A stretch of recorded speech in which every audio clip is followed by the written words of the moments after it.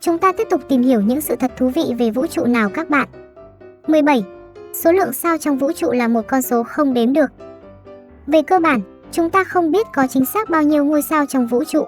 Nhưng các nhà khoa học có thể sử dụng ước tính để trả lời câu hỏi có bao nhiêu ngôi sao trong thiên hà của chúng ta, Milky Way. Sau đó, họ nhân con số đó với dự đoán tốt nhất về số lượng thiên hà trong vũ trụ. Sau tất cả những phép toán đó, NASA chỉ có thể tự tin nói rằng số lượng ngôi sao trong vũ trụ này nhiều vô kể, nhiều đến nỗi không thể đếm được. Một nghiên cứu của Đại học Quốc gia Úc đưa ra ước tính trong vũ trụ có 70.000 triệu ngôi sao. 18. Dấu chân mà các phi hành gia trên mặt trăng có lẽ sẽ tồn tại ít nhất 100 triệu năm nữa. Mặt trăng không có bầu khí quyển, không có gió hay nước để cuốn trôi hay xóa mờ dấu ấn của các phi hành gia Apollo. Điều đó có nghĩa là dấu chân, vết bánh xe rover, những vết tích mà tàu vũ trụ của con người để lại sẽ được lưu giữ trên mặt trăng trong một thời gian rất dài. Điều duy nhất có thể xóa mờ các dấu vết này là sự lắng đọng của bụi vũ trụ bị hút lên bề mặt mặt trăng. Đó là các thiên thạch Micromet liên tục tấn công mặt trăng, nhưng quá trình này sẽ diễn ra rất chậm.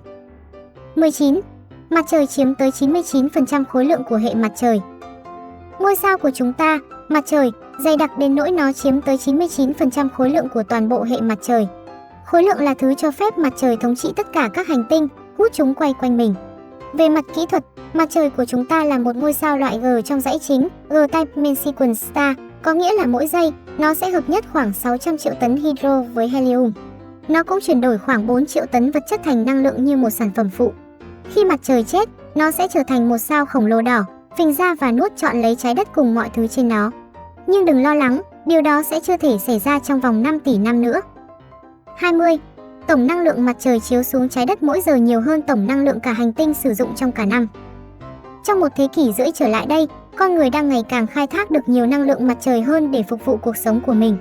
Theo tạp chí môi trường IEO 360, năm 2017, cả thế giới đã tăng thêm 30% công suất năng lượng mặt trời, tương đương với 98,9 gigawatt năng lượng mặt trời đã được sản xuất. Mặc dù vậy, lượng điện này chỉ mới bằng 0,7% lượng điện sử dụng hàng năm của cả thế giới. 21. Nếu hai mảnh kim loại cùng nguyên tố chạm vào nhau trong không gian, chúng sẽ tự liên kết và dính chặt lấy nhau mãi mãi. Hiệu ứng tuyệt vời này được gọi là hàn lạnh. Nó xảy ra bởi vì các nguyên tử ở hai rìa của hai mảnh kim loại nguyên chất không pha tạp, không còn phân biệt được nơi chúng thuộc về. Do đó, các nguyên tử này tự động liên kết với các nguyên tử bên cạnh, thuộc về mảnh kim loại bên cạnh khiến chúng gắn chặt vào với nhau.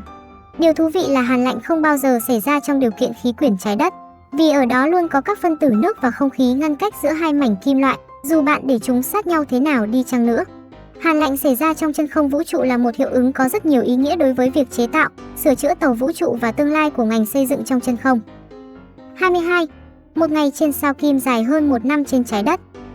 Sao Kim có tốc độ quay quanh trục cực kỳ chậm, mất khoảng 243 ngày trên trái đất để nó hoàn thành hết toàn bộ một chu kỳ. Hài hước thay, một năm trên sao Kim lại ngắn hơn chu kỳ quanh quanh trục của chính nó.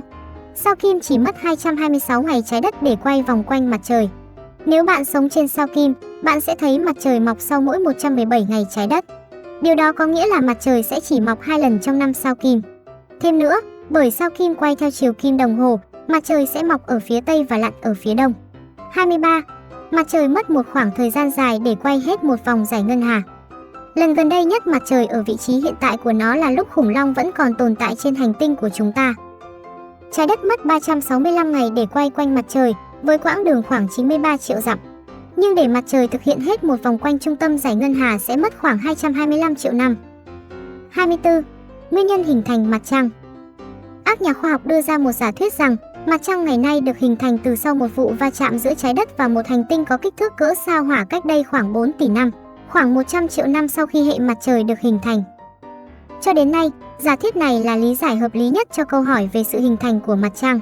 Một bằng chứng khác chứng minh cho giả thuyết trên là cấu tạo vật chất của mặt trăng và trái đất là hoàn toàn tương đồng nhau. 25. Hành tinh siêu nhẹ. Nếu chúng ta bỏ thổ tinh vào trong nước, nó sẽ nổi. Tỷ trọng khối lượng của thổ tinh nhỏ đến nỗi nếu chúng ta bỏ hành tinh này vào trong một bể nước khổng lồ giả tưởng, nó có thể nổi lên.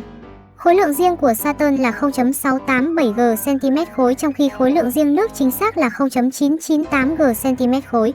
Tất nhiên là bể nước đó cũng phải có kích thước vô cùng lớn vì đường xích đạo của Saturn có bán kính lên tới 60.268 km. 26. Chúng ta đang di chuyển không ngừng. Chúng ta đang di chuyển trong vũ trụ với vận tốc 530 km/giây. Thiên hà của chúng ta có tên Milky Way đang quay tròn với vận tốc 225 km/giây và di chuyển trong không gian với vận tốc 305 km/giây.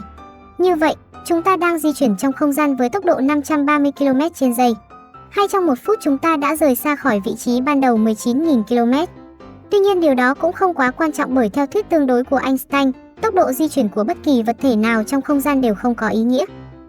27. Nghĩa địa vệ tinh. Những vệ tinh cũ hết thời sẽ bị đẩy vào một quỹ đạo siêu đồng bộ hay còn gọi là quỹ đạo nghĩa địa. Những quỹ đạo như vậy nằm cách quỹ đạo đồng bộ, giống như cách mặt trăng quay quanh trái đất, hàng trăm km để kho rác thải không gian này không gây ra bất kỳ vấn đề gì cho các vệ tinh đang hoạt động trong khu vực đó. Thực tế là đưa một vệ tinh vào quỹ đạo rác dễ dàng hơn nhiều lần so với việc đưa chúng trở về trái đất.